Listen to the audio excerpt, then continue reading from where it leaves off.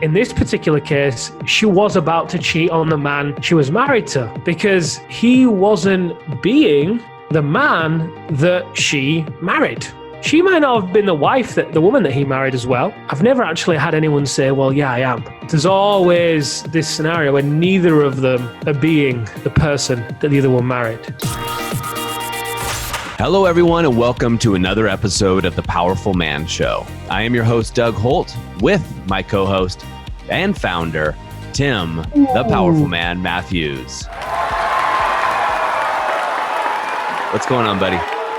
Yeah, I'm doing great. You threw a little curveball in there, and founder. Ooh. I know. I knew you were sitting there going, oh, no, is he going to say the Powerful Man or not? Is he going to say it? I bet the listeners must be absolutely bored of me just riding on this wave of the powerful man. Well, in all truth, you are a powerful man, as am I, and as are the men listening and have been through the program. So it's just the truth. Doug, hang on a minute. I've just realized something. This is the 100th episode. Whoa, look at that. Awesome. This is the 100th episode. So I'm loving the topic that we've got for today's show. It's very befitting of a centenary. You throwing out the big words. Awesome. Yeah. So what is the topic for today, Tim? So the topic is, drumroll please, his wife was about to cheat on him. Ooh. Yeah. A lot of guys listening to this can relate.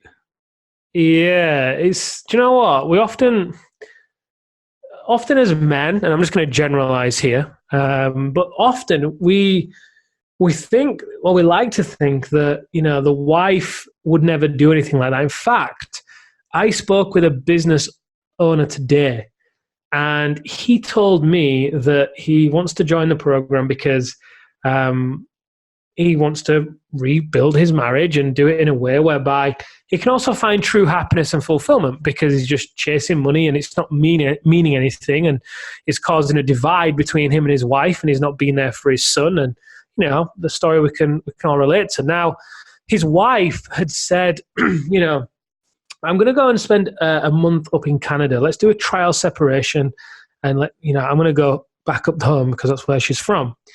And I said, look, usually women don't say that kind of thing unless they've done the research, they have their ducks in a row, and things are basically there and ready for them to move into. They've got childcare sorted, they've got a housing situation usually figured out for the short term, and all that kind of stuff. And he's like, do you know what, Tim? You're totally right. She told me today that she has had 2 job offers, she has a place to stay, and she's literally on the verge of leaving. Now, he's living on borrowed time. Mm-hmm. And it feeds completely into the topic for today because, and we've covered on previous episodes about, are you paying attention to the warning signs? Because as men, we often like to think that she'll never leave me, she'll never have the affair, she's faithful, we're married, and, it's all good. Which I can understand why men think that way, because, we're often pulled in so many different directions, required to play so many different roles. The CEO, the father, the husband, the friend, the son. Maybe you do hobbies, and maybe you've got a responsibility in the sports team, in the community. There are so many different hats that the men we work with, at least, are often required to play. So I get it why that there could be, their energies could be so split. But I also get it from the perspective of the wife as well, because she's there at home raising the family. When she was asked to marry this man, I'm sure that she wasn't said, "Hey, will you marry me? And over the next 5 to 10 years, I'm going to pour most of my time and energy into building a business so we can have money. I'm not really going to be at home a great deal. And when I am, I'm going to be on my phone. And you're going to be required to look after the kids most of the time, but I'll be there. And, I'd like to have sex as well. When I want to have sex, I want to have sex. I'd appreciate it if you'd have sex with me too when I want." Now, always be ready. Yeah. You can see both sides of the scenario there, right? Oh, yeah. As it builds into this particular situation we're going to talk about, I can really understand why, in this particular case, she was about to cheat on the man she was married to, because he wasn't being the man that she married. She might not have been the wife, that the woman that he married as well. I hear that a lot when I speak to the men, that she's just not the woman that I married. Okay, but if I was to ask her, are you the man that she married? And I've never actually had anyone say, well, yeah, I am. Mm-hmm. There's always this scenario where neither of them are being the person that the other one married. Now, it's tricky because in that situation, usually it's just not a nice environment to be around. You come home on an evening, it's almost like, from the woman's perspective, she's waiting as the man walks through the doors, the husband walks in. It's almost like her and the family are looking to just get a glimpse of what mood is he in. Is he going to be the happy-go-lucky version tonight? Or is he going to be the angry version? And it's no fault of the man's either, because, he's been dealing with so many stresses throughout the day, making hundreds maybe of decisions on the fly, boom, boom, boom, boom, boom. He feels exhausted, and usually he doesn't have any routine to switch off, like we teach them in decompression. Usually they don't have this. So again, I understand why he feels like he's walking on eggshells. Why he feels like a volcano, let's say, ready to erupt. But I also understand from the woman that she's there, she's been home all day. Often, they make plans about how they're going to enjoy spending the evening with the husband and how it's going to be. They play out a scenario where he'll walk through the door and he'll be in a good mood, and we'll cook dinner together, we'll put the kids to bed, we'll sit down, and we'll catch up. But when it doesn't play out that way right from the outset, it's almost like it's just like, I give up, I give in. And it just erodes the connection between the two. And obviously it's not helped with the fact that, everywhere around them, like we said on the last show, that the men these days are surrounded often by messages telling them to, have the six-pack abs and have the marriage and the business thriving. Basically, have it all together. Guys, come on, have it all together. And it just seems so far away. Now, what I want to ask you, Doug, is, as I'm sharing this with you, what do you think in relation to this particular situation? His wife was about to cheat on him, because I know that you know who we're talking about. What do you think has been the main drivers for the relationship to end up in this position? Such a good question. I'm not going to talk about this guy's situation particularly, but the scenario is so commonplace. Every guy that's married can relate to this, right? In some way, shape, or form. They just may not know that they may be ignorant and not know that their wife might be looking elsewhere. I'm not saying every wife does this, right? But everybody understands the basic scenario formula we're talking about here. And what happens, Tim, is it's complacency over time. You give a little bit here, right? Screw it, it's okay. I'm just going to let that go. And you give a piece of yourself up a little bit. And she does as well. And over time, you grow apart. It starts maybe with an argument or about taking out the trash or whatever it is, when it's really not about that anyway. And the guy is stressed. He's been at work. He's making decisions, as you said. He's got a vision and a plan for what he wants to do and what he wants to do for his family. That's the thing that's most important, is the guy here is busting his tail trying to provide for his family. He's got stresses at work. If he owns the business, which most of our men do, he's dealing with payroll. He's dealing with taxes and finances. He's dealing with product or service delivery. He's dealing with staff. He's dealing with all of these issues. And so when he gets home, he's just burnt out.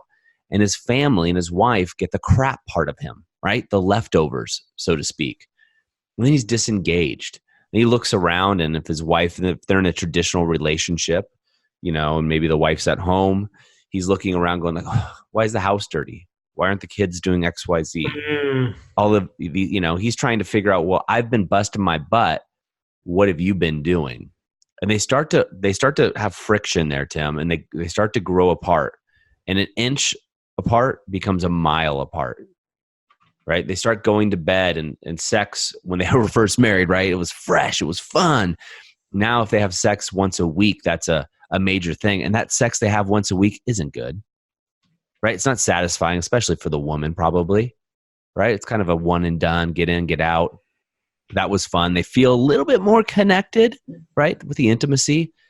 But that distance again, that gap grows, and then sex becomes once every 2 weeks, once every 3, And he's going through looking at this and wondering, why isn't it better for him? Why doesn't he deserve more? Why isn't she doing more for him? Right? That's where it all starts. And that's where, when we look at this, it doesn't have to be this way, Tim. It doesn't have to be this way. So what is a shift that, maybe a new way of looking at this, maybe a different technique? What's a shift, a perspective that a man who's in this position, maybe struggling with this, worrying about this, is able to take right now? So that's a great thing. So if you want to save your relationship and your marriage, I'm going to guess you do, right? You fell in love with this person for a reason, and that's why you're with them. And at the core, their values are probably the same. Now, this is not always, but most of you are finding this to be true, right? And if you want to, the first thing to do is come clean, right? And go ahead and sit down with your partner and validate what they may be feeling, and also share what you're feeling, but do not blame, right? So you want to take a total new paradigm here, a one of cooperation, and saying something like, look, babe, I realize that, when we got married, we had this dream that we going, and I find myself just busting my butt trying to provide for our family. And I find myself getting stressed and anxious. And by the time I get home, I realize that I've left the best of me at work, and you get the worst of me. Right? At the end of the day, the leftovers, I'm stressed. I'm just beat up. Maybe I've gone to the gym or something, or maybe not. Right? And we've become disconnected, and that's not what I want. Just that alone allows the opening of honest conversation. Right? And now you can start rebuilding the bridge of that relationship. And you can find out what she wants. Look, guys, you are not the same guy you were when you were 18, right?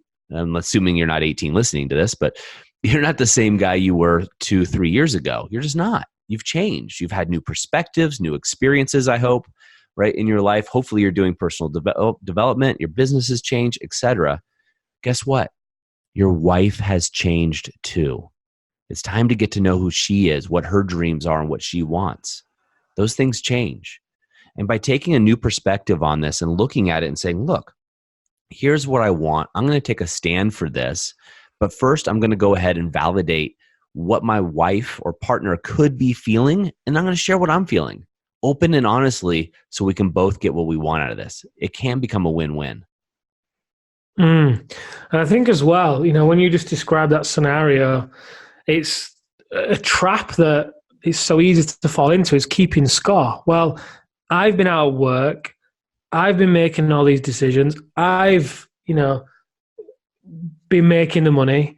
I get home after the kids go to bed, and you start to build this case almost like you're racking up points in your mind about like you're building a case of evidence, right? To defend yourself. And then whenever you're looking at yourself in that way, then guess what? You then look at your wife in that way as well. And then you start to almost, okay, well, she's done this and she's done that. And,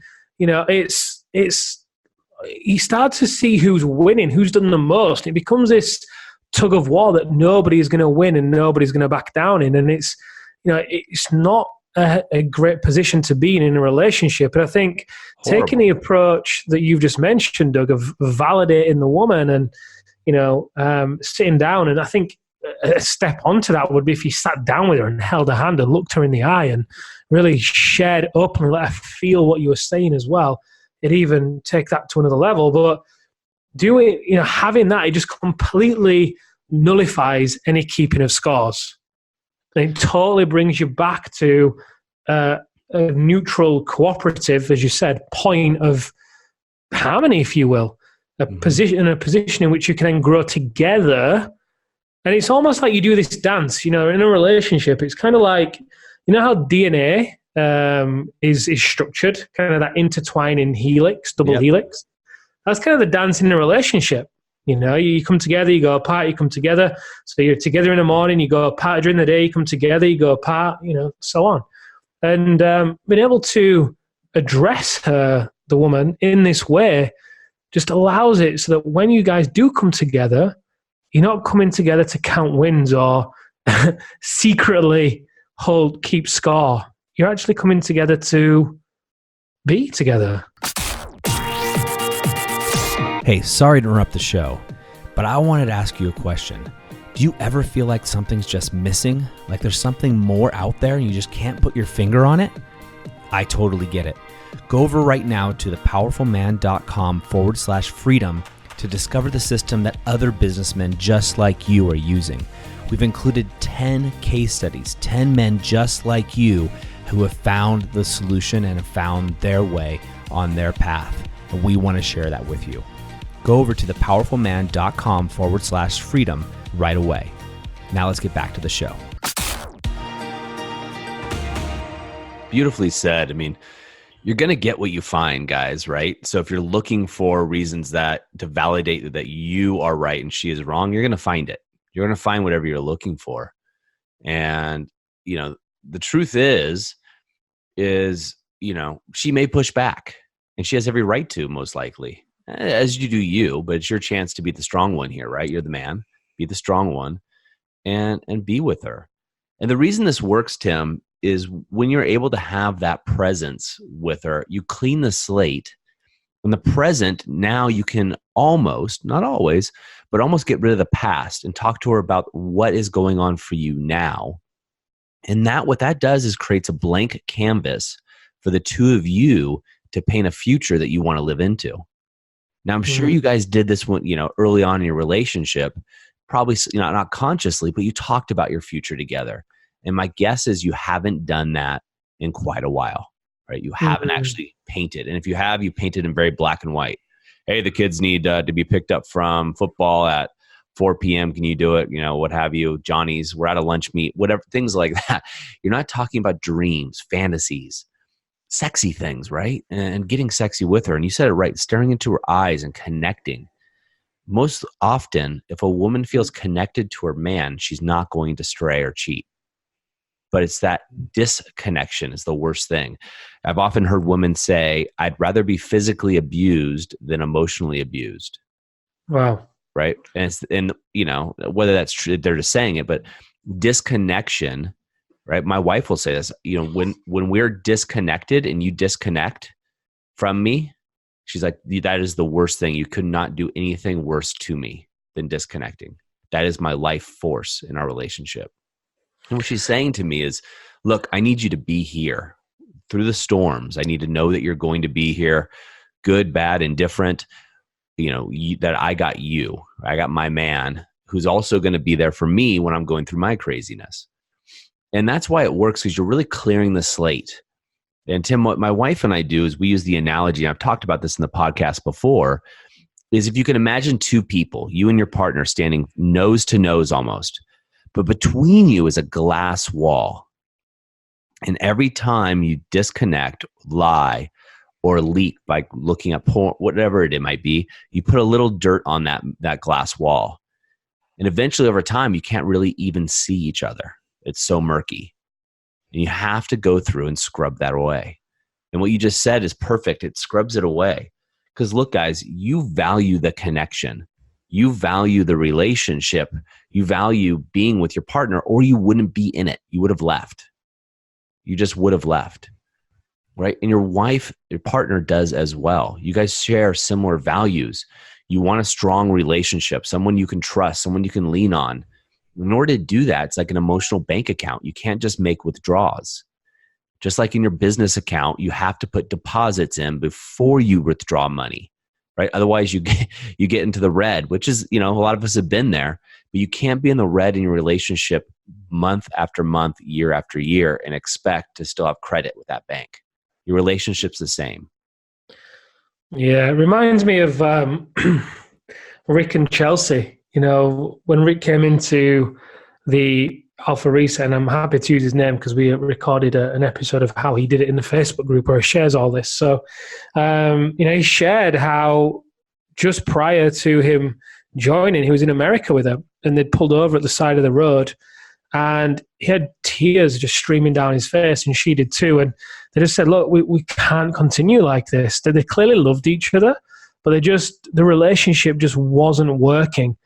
And they tried marriage counseling, which actually even drove them further apart. And It got to the point whereby she actually left. She left to go, stay in a hotel for a couple of nights because she was going to plan on, okay, how are we going to separate? How are we going to separate the house and so on? And then he went and got her and said, no, you come back. I'm figuring this out. And it was actually the next day that I spoke with him. I didn't know all this until the interview. And, fast forward then to even right now they're in America again, ironically. And they've got an RV and they are touring around the Lake Tahoe and other regions around the area looking for a retreat center, because after the Alpha Reset, what happened was he was able to go back into the relationship, take complete ownership for his shortcomings, and be there with her, hold her hand, look her in the eye, share with her what he was really going on for him and what he realized. And she just broke down. She just melted because this is what she'd wanted for so long. Him to actually be there, not just be there, but be there. And this then gave her the permission to thrive and flourish as well. And he actually took her through a rage release, Doug. He took her through her own rage release and other exercises from the Alpha Reset, which is great. And one of the things they also did was they mapped out their vision together, which was to go live in America and have a retreat center and really do a lot of things within mindfulness. Rick's got an IT company. Chelsea is a solicitor or a lawyer. So it's a big shift for them to go over there. They don't have any experience in mindfulness, let's say. And right now they're out there looking at locations, scouting out places with a view to moving there in the next year or so. And their relationship has done a complete 180. Their sex life, their communication, their connection, their intimacy. I mean, you saw it on the photos they posted in Workplace for the Brotherhood. They were beaming. They were beaming with joy because they're living together and aligned with, who they both are and what they really desire. It's amazing to see. And, that it's not an anomaly either, is it? Rick's case isn't an anomaly. A lot of other men have experienced similar things too. Yeah, I mean, you can see it. It's so true. And they are beaming, which is awesome. And it's one of those funny things that when you take care of your inner game, it allows everybody else around you to also step in, because you take a leadership role and people can surrender into who they are. Both of them are healthier than they've ever been too. They look great. I'm smiling over here just thinking of the two of them. But you can also see that with, Ed, who's on the powerfulman.com/freedom page, and a couple of those case study guys that have shared their stories as openly as Rick has, with the other men, so they would know, is it really comes down to really that connection, right? And the problem is society has thrown this ideal of what it means to be a man, kind of the James Bond ideal. And it's been tough for a guy. It's tough for us guys, right? In this day and age, you have the women's liberation movement, feminism. Do I open the door for? Do I not? Do I have to pay for everything? Do I not? Everything's supposed to be equal, but yet I'm supposed to bring home all the money. Like, what am I supposed to be doing here as a guy? It becomes impossible in that conundrum to discover what it means to be a man, let alone a powerful man.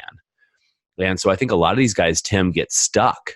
They get stuck and they feel like they're just spinning their wheels. And of course, they turn to business, which is the one area most of us can thrive in, and we can control the outcomes without somebody barking at us, so to speak. And we turn that into a disconnect when we get home because we don't have that feeling. And it allows us more and more separation. And that's why we keep talking about making sure you're defining what it means to be a man yourself. But even more so, what does it mean to be a powerful man? And a powerful man that has, the presence to be and clear this up with his wife, as Rick did and as Ed did, the two men that we've mentioned on this particular podcast, as well as the other ones.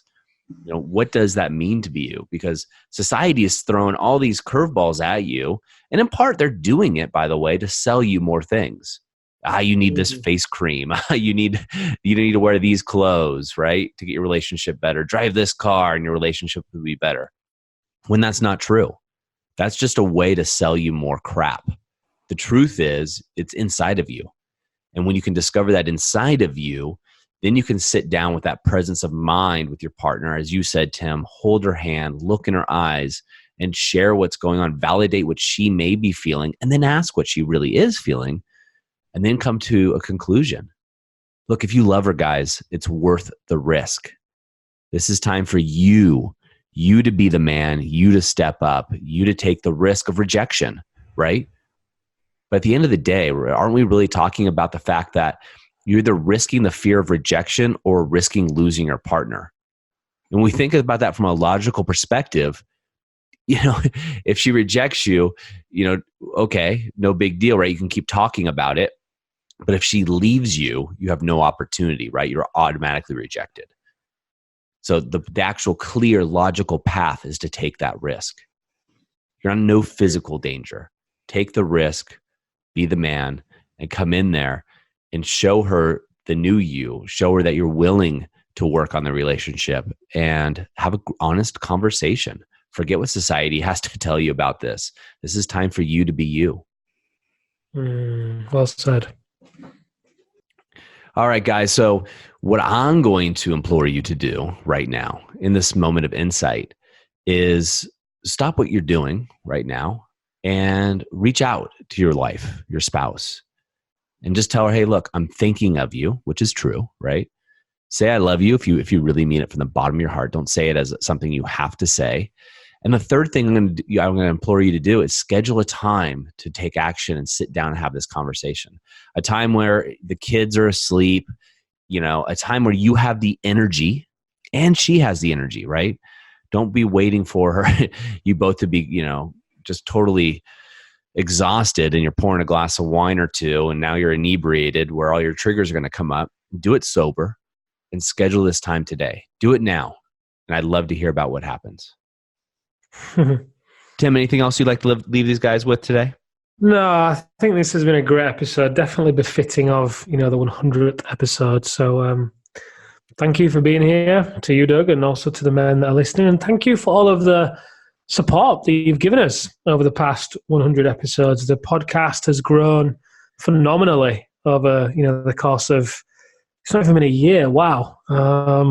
It's grown tremendously. So just thank you for being here and giving us an audience, because without you guys, we'd just be chatting back and forth, Doug and I, which definitely wouldn't be as fun, in my opinion.